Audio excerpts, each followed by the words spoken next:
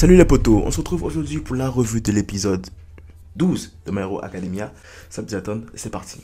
L'épisode commence avec un petit flashback que j'ai quand même bien aimé, un petit résumé en fait de tout ce qui s'est passé jusque là, qui était quand même assez sympa avec un petit OST et tout tranquille. Franchement, rien à redire. Par contre, ce quoi j'avais un petit problème, c'est qu'ils ont encore perdu un petit peu trop de temps après pour montrer l'arrivée de Beast Genis sur le champ de bataille. On va en parler un peu de ce Beast Genis. Beast Genis que j'ai pas trop eu l'occasion de voir. Si je me rappelle, la dernière fois que je l'ai vu, c'était justement pendant le stage de Bakugo chez lui. Il était assez sympa, il était assez drôle. C'est un gars qui a une certaine coolitude, surtout qu'il aime juste les jeans et il a une coupe assez loufoque. Ça fait intéressant comme personnage à suivre et du coup, son entrée déjà était quand même assez badass. Dès qu'il arrive, en fait, la situation change. Là, il commence à vraiment gérer et il a vraiment calmé la situation en fait quand il est arrivé, ce mec. Puis bien sûr, Shigato Makia qui est aussi calmé parce que Shigaraki ne lui a pas encore donné le signal. On comprendra là alors que Shigato Makia ne se donne à fond uniquement que si Shigaraki lui fascine. Et t'avais un Shigaraki qui était assez mal en point. Et finalement, Shigaraki a donné des instructions à Shigato Makia et Shigato Makia s'est déchaîné. Ça a aussi mis en avant un Beast Genis quand même en difficulté de ce qu'on a vu. C'est craché du sang par moment. Et je me demande, est-ce que il y a une histoire par rapport à ça, par rapport à cette tentative d'assassinat de Hawks, ou c'est autre chose. Sur à côté, tu as aussi des Bakugo qui sont carrément amochés et qui n'arrivent pas à porter secours à Beast Genis. Tu as les héros qui essaient de se débrouiller tant bien que mal alors que les IN sont arrivés.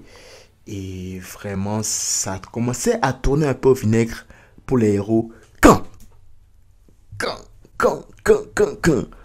on a un gros retour qui se fait. Le million, Mirio Togata, je pense de son vrai nom, vient de revenir sur le champ de bataille. On a compris qu'il s'est fait soigner par Eri, qui a finalement utilisé son alter sur lui pour annuler l'effet qui avait annulé son alter dans la saison précédente. Ce mec-là, en fait, c'est le symbole. Pour moi, c'était lui le futur symbole de la paix. Bien sûr, l'histoire veut que ce soit Deku, mais pour moi, la personne en ce moment qui représente vraiment le successeur de All Might, le vrai symbole de la paix, c'est ce mec-là. Il est trop cool. Et tu vois que dès qu'il arrive, ça change. Déjà, son entrée est incroyable, même si je trouve que on aurait pu un peu faire mieux. Il y aurait pu avoir un petit OST là qui aurait pu jouer, qui aurait pu faire la différence. Je trouve que son entrée n'était pas aussi flamboyante que lorsque tu lis le manga. Après, peut-être est-ce que c'est parce que tu t'attends déjà à ce qu'il arrive ou il y a un autre truc. Mais bref, ça n'enlève en rien le fait que son retour reste quand même très très très apprécié. Il a inspiré la sérénité et en plus il motive les gens autour de lui. Ce qui fait que même à un moment donné, quand il essaie de se battre, il se retrouve lui-même en difficulté contre des IN et c'est là que tu as un Bakugo motivé, revigoré qui arrive et qui je pense éclate deux high-hand quand même. Et là, tu as les retrouvailles entre Bakugo et Beast Genis qui sont vraiment incroyables. Et là, tu as Bakugo qui allait lui donner son nom de code parce qu'ils avaient une histoire entre eux en mode quand on se reverra après, tu me donneras ton nom de code. Finalement, elle a trouvé un nom de code qui lui correspond et le moins qu'on puisse dire, c'est que c'est assez ringard. En fait, personnellement, je trouve ça assez ringard, mais c'était drôle. C'est drôle parce que tu avais tout le monde, héros et vilain, qui étaient d'accord pour une fois sur une seule et même chose, c'est que le nom de Bakugo était juste nul à chier. Ce genre de scène j'adore dans les animés. Quand t'as des trucs comme ça où héros et vilain se mettent d'accord, blague entre eux vite fait, j'adore, c'est vraiment cool. Jusqu'à même t'as Compresse et puis le héros lézard, j'oublie tout le temps son nom, qui aussi ont dit mais attends, mais en tout cas c'est nul à chier en vrai, c'est quoi ce nom bizarre. Bref, c'était la partie fun de l'épisode. Une autre partie importante de cet épisode, c'est bien sûr le combat entre frères. Le combat entre Dabi d'un côté et Shoto. Ces deux gars qui sont en train de s'affronter. Et là, tu as un Shoto, mais l'émotion de Shoto, il se bat avec les larmes aux yeux. Ça, c'est les détails, mais c'est les détails qui comptent. Le fait d'avoir continué de garder les larmes dans les yeux nous permet de ressentir un peu à quel point Shoto se sent mal.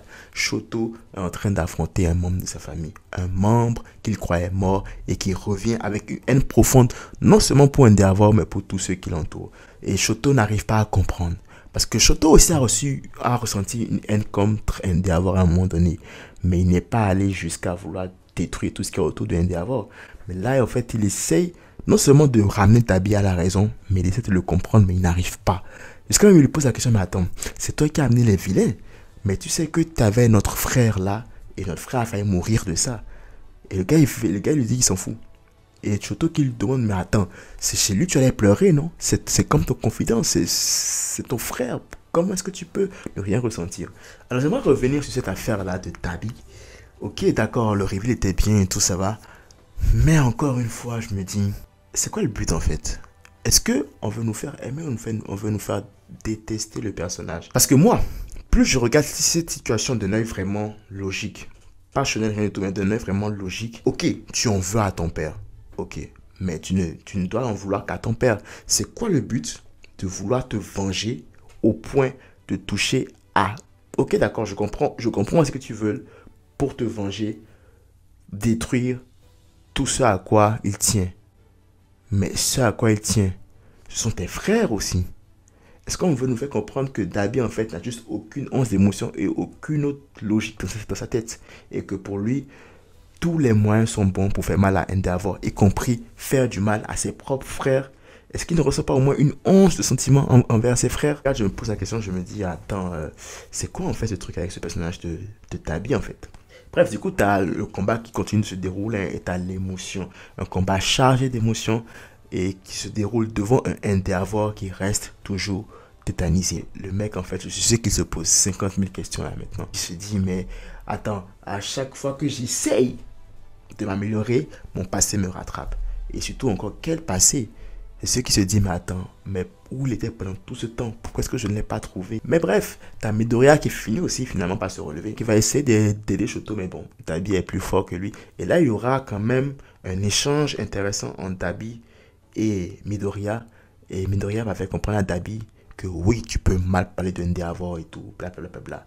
Mais ceux à qui tu as fait du mal, ce n'était pas au nom des flammes d'Endeavor. Ce ne sont pas les flammes d'Endeavor qui ont tué tous ceux que tu as tués. Ce sont tes flammes à toi. Et arrête de te comparer à Endeavor parce que il a commencé, bien sûr, à chanter les louanges de Endeavor, à témoigner le respect qu'il éprouve pour Endeavor. C'est un discours quand même assez beau et qui a eu pour résultat de donner un coup de boost au moral d'Endeavor. Ce qui fait que le numéro 1 des héros a pu se relever et attaquer Gigantomachia. Il lui a porté un coup et on pensait que ça n'allait rien faire à Gigantomachia, mais en fait ça a eu son effet. Mais après aussi, c'est l'effort cumulé de tous ceux qui ont participé à pouvoir arrêter Gigantomachia. On pensait que le tranquillisant des élèves des classes A et B n'avait pas fonctionné, mais en fait non, il avait fonctionné, c'est juste que ça a pris du temps avant de faire effet. On remarque que les efforts collectifs de tout un chacun ont permis de réaliser cet exploit-là. Je trouve que Beast Genist fait une très belle métaphore par rapport à ça en disant que même les plus petits fils, quand ils se rattachent, peuvent créer une corde ultra solide. C'est beau. C'est beau, c'est vraiment beau. Là, tu as vraiment un gros branle-bas de combat qui continue. Et là, tu as Compresse, les gars de la Ligue anti-vilain qui commencent, surtout Compresse, qui commence à un peu douter de Shigaraki. Il dit, mais attends mec, tu nous as promis telle ou telle chose, mais là tu ne fous rien. T'es KO là depuis tu dors, tu te réveilles pas. Pourquoi est-ce que tu n'attaques pas? Il y a ce début de doute de Compresse envers Shigaraki.